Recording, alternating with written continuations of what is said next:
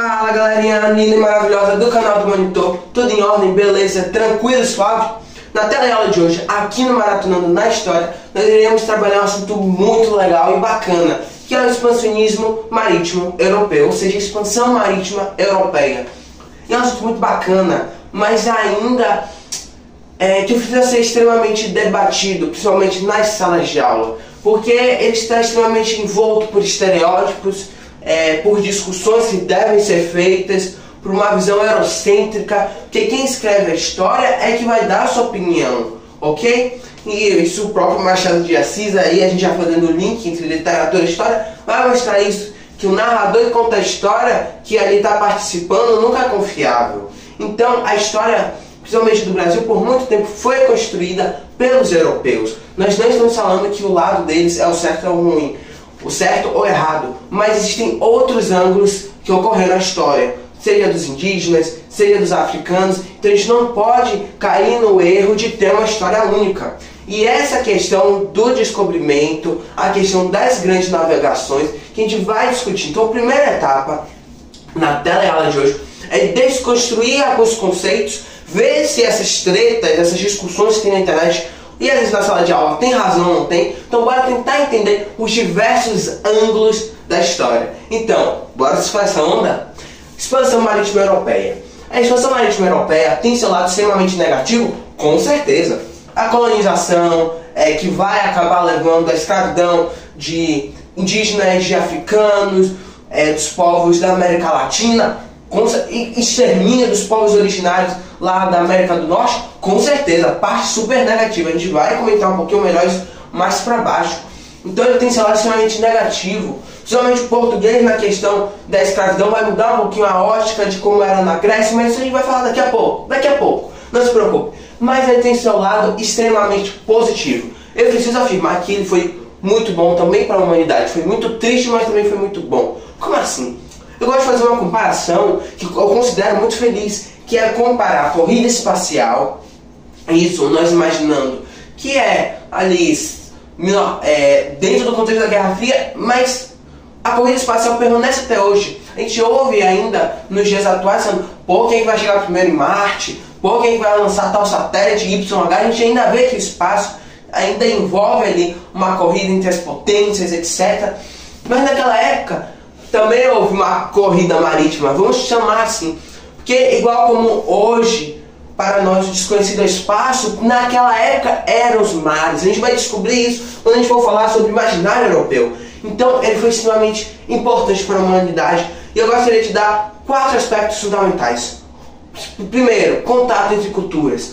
Os europeus com os asiáticos, com os africanos, com os americanos, os povos ameríndios. Inovação tecnológica, ok? Foi super importante, igual como hoje nós vemos os impactos diretos da revolução ocasionada e propiciada pela corrida aeroespacial. Naquela época também teve um boom tecnológico sem medidas. Desenvolvimento da ciência, como é o terceiro pilar, e quarto, que eu gostaria de citar, que muita gente acaba esquecendo, é o início da globalização. Como assim? Toda vez que houve contato entre um povo e outro, já estava ali tendo o início da globalização. Que a globalização, assim, tem vários conceitos. E é verdade, mas eu gosto de trazer o conceito mais simples, que a globalização é diminuição das distâncias por meio da comunicação e da inovação das tecnologias atreladas à comunicação e ao transporte. Ou seja, estava tendo desenvolvimento do transporte, da comunicação, etc. Então as distâncias do globo estavam diminuindo. Isso é uma metáfora. O globo não estava diminuindo de tamanho, mas estava tendo uma facilidade maior para ter contato entre povos de regiões, de países diferentes, que antes no passado isso não era possível, não podia ser viabilizado pela tecnologia, pelo transporte da época. Uma viagem que eu fazia de barco, de nau, era muito mais rápido do que de camelo, entendeu? Então a gente precisa notar a parte positiva das grandes navegações, ok? Então a gente já falou um pouquinho das grandes navegações, já falamos um pouquinho sobre a globalização, mas pô, falar sobre a era dos descobrimentos, rapaz, é treta demais, é polêmico demais. Primeira coisa, porque a era dos descobrimentos vai dar essa ideia de que os europeus foram os primeiros a descobrir a África, a descobrir algumas regiões da Ásia, a descobrir a América. Gente, bora sentar e conversar. A gente já comentou que a maior parte da história foi escrita pelos europeus até esse exato momento. Então nós temos ainda uma visão extremamente eurocêntrica. Então eu gosto de falar que essa frase está meia certa e meia errada. Como assim? Foi a era dos descobrimentos pela ótica europeia. Então, para o mundo europeu, ali estavam descobrindo um novo mundo, um novo território, novos países, novas regiões, porque para eles não existia. Para eles, o mundo acabava ali no horizonte do mar e era abismo sem fim. Ok? Então, é a era dos descobrimentos na visão deles. É igual a gente falar que a gente descobriu vida em outro planeta. A gente vai falando, pô, a gente descobriu vida em outro planeta. A gente não descobriu vida em outro planeta. A gente não chegou lá, nós não fomos os primeiros. Lá já tem alienígena, já tem extraterrestre. Estou dando um exemplo totalmente hipotético, ok? Mas quando as pessoas dizem, pô, a era dos descobrimentos, essa frase está errada, está errônea, também preciso falar que está certo. Essas afirmações também estão corretíssimas, porque os europeus, os portugueses, os espanhóis não foram os primeiros a chegar na América, por exemplo. Lá já existiam povos originários muito tempo antes, já existia cultura, já existia sociedade, já existia inovação tecnológica, já existia sistemas sociais, populacionais. Então eu preciso falar que lá existia assim o desenvolvimento cultural e humano lá. Então, eu dizer que o europeu foi o primeiro a chegar na América, foi ele que descobriu, que foi Pedro Álvares Cabral que descobriu o Brasil, eu estou falando errado, porque aí quem descobriu, quem foram os primeiros a chegar, foram os indígenas, ok? Tem várias teorias, o Estreito de Bering é o mais conhecido de todos, mas a gente também precisa afirmar que na ótica do europeu que estava vivendo na ilhoca da Europa, lá isolado do restante do mundo, no ponto de vista deles, eles descobriram-se uma nova terra, ok? Então é bom sempre discutir, eu gosto de discutir esses ângulos diferentes da história, para a gente não cair no erro de achar que existe uma história única. Então existe a ótica do descobridor europeu, mas também nós precisamos discutir a ótica do descobridor originário, que foram os indígenas. Beleza? Tranquilo? Não deu nó na cabeça? Deu para entender? Tranquilo? Então bora agora realmente acabar um pouquinho com essas discussões filosóficas e bora embarcar realmente nas discussões mais concretas, que são os eventos históricos. Então, bora lá? Contexto, rapaziada. Eu amo falar de contexto quando falo de história. Todo maratonando na história, eu repito a mesma frase. Para nós entendermos os rumos da história, nós precisamos olhar para trás, nós precisamos voltar nossa face para o passado. E é isso que a gente vai fazer. Então, qual foi o contexto europeu que viabilizou a expansão marítima europeia? Vamos entender isso agora. Estados nacionais. A Europa estava passando por um período ali de unificação dos seus territórios com um único rei, com uma única monarquia, que eles eram pequenos feudos, pequenos reininhos. Então estava tendo esse processo de unificação. Então os Estados nacionais foram extremamente importantes. Por quê? Ter um Estado nacional consolidado significava conseguir ter mais verba, ou seja, mais capital. Significava também ter menos guerras, menos conflitos internos, que já estava unificado. Significava ter um controle ali mais centralizado, porque só existia um rei que estava comandando tudo, então eram medidas mais eficientes, mais rápidas, ok? Então, essa série de fatores que são característicos dos Estados nacionais facilitaram demais as grandes navegações, ok? Mas nem todos os países estavam já nos estados, já tinham formado seus estados nacionais, e a gente vai falar um pouquinho mais embaixo. O fim da Idade Média, então esse período de transição, principalmente marcado pelo renascentismo, extremamente importante. Então essa ideia da razão, da ciência, super importante, investimento na ciência, essa ideia do homem no centro, desmistificando muitas coisas que a Igreja Católica falava, super interessante, ligado somente ao imaginário europeu, ok? A questão comercial e mercantilismo, a gente estava no auge, na efervescência da Europa, onde estava tendo diversas trocas comerciais com o norte da África, com a Ásia.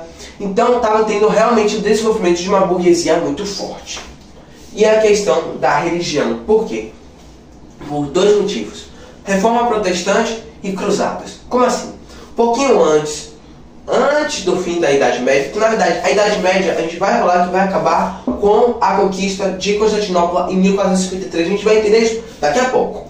Então, a religião é extremamente importante, porque essa ideia de cruzada, de você reconquistar Jerusalém, vai ser um sentimento extremamente parecido com o que houve na reconquista do território espanhol, que a gente vai falar isso daqui a pouco, e com a reforma protestante.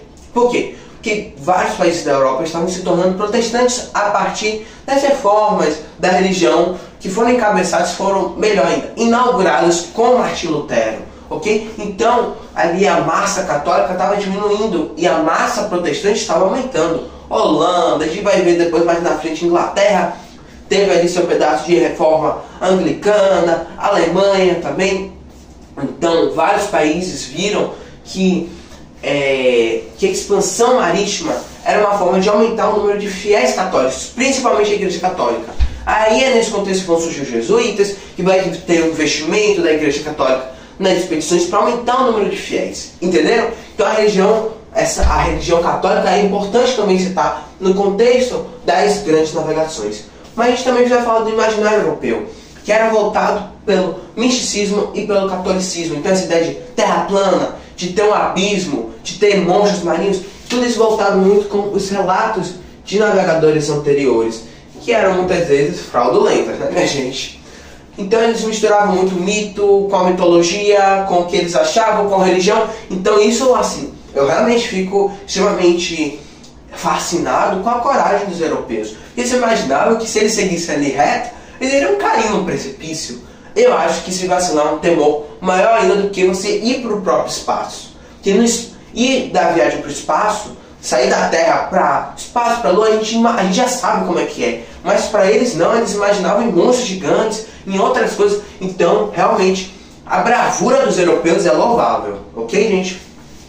E a gente, falando de relatos anteriores, a gente tem que citar o exemplo de Marco Polo, que ele era tipo assim, o cara da época das viagens, porque ele saiu da Europa, conheceu vários lugares da Ásia, vários mesmo. Ele vai escrever o livro dele com as viagens deles. Lógico que tem muita fake news, tem muita hipérbole na história, uma imaginação extremamente criativa, mas então os relatos deles são importantes para a gente ter um embasamento para saber que a gente consegue chegar em outros lugares que não seja na ilhoca da Europa. Gente, Europa não é ilha, tá? É só uma ideia, uma alusão para falar que, de certa forma, a Europa assim estava isolada do restante do mundo. A Europa tinha um contato muito bacana com o norte da África, muito bacana, que eu quero dizer assim, tinha trocas comerciais com o norte da África, com a Ásia também, principalmente graças a esse mano, Constantinopla. Bora retomar um pouquinho a história. Constantinopla, Império Romano Oriental, Império Bizantino, Constantinopla. Constantinopla era uma cidade extremamente importante para o comércio com a Europa, ok? Então era, rapaz, a cidade mais importante do globo nessa questão de trocas comerciais por muito tempo. Detalhe que tudo isso vai acabar em 1453, quando os turcos otomanos vão invadir Constantinopla e bye comércio com a Europa. Como assim? Porque os turcos otomanos vão começar a controlar a saída de produtos da Europa, porque agora eles que mandam na saída, que é Constantinopla, e agora eles vão dominar o mar Mediterrâneo, o mar do meio, entre a Europa, África e Ásia. Então eles vão controlar o mar Mediterrâneo. Sabe o que eles vão fazer? Eles vão botar os preços lá em cima, eles vão botar um monte de imposto e tudo. Então quem vai controlar o mar Mediterrâneo são os turcos otomanos. Então, bye comércio com a Europa. Deu para entender? Então eles tinham já, os turcos otomanos estavam controlando essa via de comércio, ok? Então países como Portugal e Espanha vão falar, não, tem que ter outro jeito. Eu aqui estou de boa na minha, não estou com briga, não estou com guerra, nada disso. Eu vou investir numa ideia um pouquinho diferente, uma ideia ambiciosa. E aí que nós iremos entrar com Portugal e Espanha. Eu gostaria primeiro de iniciar porque os outros países não começaram antes a questão da expansão marítima europeia. Outros países como Inglaterra, França, estavam passando por momentos de formação dos seus países, dos seus estados nacionais, estavam tendo ainda guerras internas e com outros países. Espanha foi a segunda, mas relativamente tardio em comparação a Portugal. Guerra de Reconquista, ok? Daqui a pouco a gente vai falar sobre isso. Inglaterra e França, Guerra dos 100 anos, ainda aí no finalzinho. Então eles ainda não estavam centralizados com força para conseguir isso. E os italianos tinham lá seus contatos, suas... assim, se davam bem com os turcos otomanos. Então para eles não valia assim a pena investir no comércio pro Atlântico, porque para eles ainda estava favorável a organização que estava. Mas para os países ibéricos eles falaram assim, pô, não estou ganhando nada, não estou perdendo nada, eu vou investir. E aí que nós iremos falar para o primeiraço, que é Portugal. Primeira coisa, Portugal ele é o primeiro país a ser unificado como Estado Nacional. A gente já falou lá em cima, lá no início, o porquê de um Estado Nacional centralizado é tão importante. Revolução de Avis é importante falar porque, primeiramente, Portugal conseguiu jogar para fora, conseguiu expulsar, melhor ainda, jogar para fora não, eles conseguiram expulsar os mouros, que eram os árabes ali, que do norte da África conseguiram chegar e dominar a península, ocupar a Península Ibérica por muito tempo. Então Portugal conseguiu expulsar os mouros, absorveu deles tecnologia, cartografia, navegação. Então eles aprenderam muito com os mouros, isso é importante, muito importante ressaltar, ok? E aí nós vamos ter a Revolução de Avis, que é o seguinte: a princesa legítima de Portugal se casa com o rei de Castela. E aí, esses dois reinos iriam se juntar. Mas alguns nobres, a burguesia, não gostaram, a baixa nobreza e a burguesia não gostaram dessa aliança. E aí, o que eles vão fazer? Eles vão falar, sabe, eu vou dar uma outra sugestão, eu vou levantar outro monarca, que é Dom João. Então eles vão levantar Dom João, que era um filho ilegítimo do monarca Dom Pedro I, não aquele do Brasil, um outro Dom Pedro I de Portugal. E aí vai ter essa briga entre a princesa de Portugal e Castela com o Dom João. E aí vai ter essa briga, mas Dom João ganha, e aí vai ser a Revolução de Avis, sendo no final a unificação de Portugal como Estado Nacional. Ele era Dom João de Avis, da dinastia de Avis, por isso o nome é Revolução de Avis.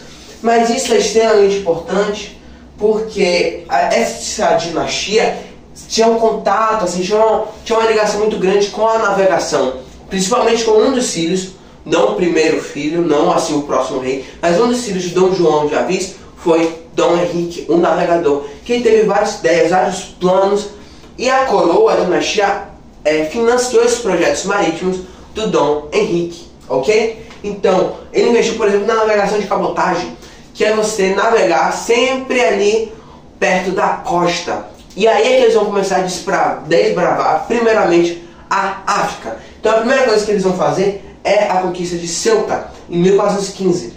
Depois, em 1434, eles conseguem passar o Cabo do Bojador, que sempre dava problema, sempre dava naufrágio, então eles conseguem. Logo em seguida eles conseguem ultrapassar o Cabo das Tormentas em 1488.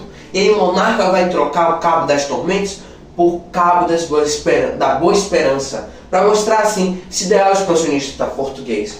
Logo em seguida eles conseguem, com o Vasco da Gama, chegar nas Índias, ok? Então eles veem que isso é capaz, o périplo africano, que é o contorno da África. Logo em seguida, quando eles conseguem já ultrapassar o Cabo das Tormentas, e Vasco da Gama repete essa proeza, ele é o primeiro a chegar nas Índias, e Pedro Álvares Cabral como o último, assim, o mais famoso ligado ao expansionismo português, porque ele chega no Brasil, e aí vai iniciar essa era colonial. Mas é importante falar que Portugal conseguiu essa proeza por uma série de fatores, de ser o primeiro, o pioneiro na expansão marítima. Como Estado unificado, sem conflitos internos, ou bem pouquinhos conflitos internos, investimento em navegação, como a Escola de Sagres. A gente sabe que na verdade a Escola de Sagres não era um espaço físico, mas uma cidade onde abrigava vários pensadores, vários cientistas, vários navegadores, focados nessa questão de melhorar mapeamento, cartografia, navegação. Nós temos a questão da burguesia financiando também essa questão, principalmente porque a burguesia estava ganhando bastante com os entrepostos africanos. Então os entrepostos africanos, no início da escravidão no continente africano, vai financiar bastante essas viagens. Nós temos a questão da Igreja Católica também financiando, apoiando esses projetos. Nós temos a questão da tecnologia que eles já tinham aprendido com os mouros e a tradição de navegação, porque originalmente Portugal era uma vila de pescadores. Então essa série de fatores vai influenciar demais Portugal ser o primeiro. Ok? Sem contar na ótica mercantilista e metalista de você, assim, da riqueza do governo do país está ligado ao lastro de metal que tinha. Interessante falar um pouquinho, já tem vídeo no canal na história do capitalismo que a gente foca bastante nas características do mercantilismo. Então se você tem alguma dúvida e quer saber os outros métodos que o mercantilismo utilizava além do metalismo, vai lá, assiste o vídeo que está muito bacana, que logo no início a gente já vai discutir os aspectos do capitalismo mercantil. Ok, galerinha? Então esses 7 fatores vão levar a Portugal. Eu gostaria de citar então essa importância de Portugal como pioneiro. Então agora nós vamos falar sobre a Espanha, que a Espanha foi logo a segunda a conseguir essas proezas. Eles conseguem concluir a Guerra de Reconquista conquistando Granado, ok? E os 6 católicos, Isabela e Fernando, em 1492, então vão começar a prolongar essa ideia expansionista de reconquista, de levar a religião para outros lugares, de ganhar mais territórios. Eles vão continuar essa mesma ideia que tinha sido iniciada na Guerra de Reconquista. Então, ao invés dos portugueses, da ideia dos portugueses que querem fazer o périplo africano, eles vão fazer uma proeza muito estranha, assim, para nós hoje, mas que para a época faria sentido, que é navegação ao oeste com Cristóvão Colombo. Porque o que ele imaginava? Que se batesse na América, que não existia um território, terra do outro lado, e aí eles iriam chegar de uma forma bem mais rápida para a ilha, sem ter que fazer todo o contorno da África. O detalhe que ele não imaginava é que tinha terra lá, e ele bateu lá. Então Cristóvão Colombo foi que descobriu a América. Infelizmente, que na verdade, esse continente na verdade ganhou o nome de um segundo que constatou que ali era um outro continente e não era a Índia, que é Américo Vespúcio. Então pronto, ele chega nessa Índia, achando que é uma região mais pobre da Índia, e vai voltar para a coroa contando todas essas histórias, falando que eles conheceram os índios. Índios. Deu para entender? Mas depois eles vão descobrir que não era a Índia mesmo, era a América. Ok? E aí então, com a Espanha dentro da jogada das grandes navegações, vai ter a bula intercetera,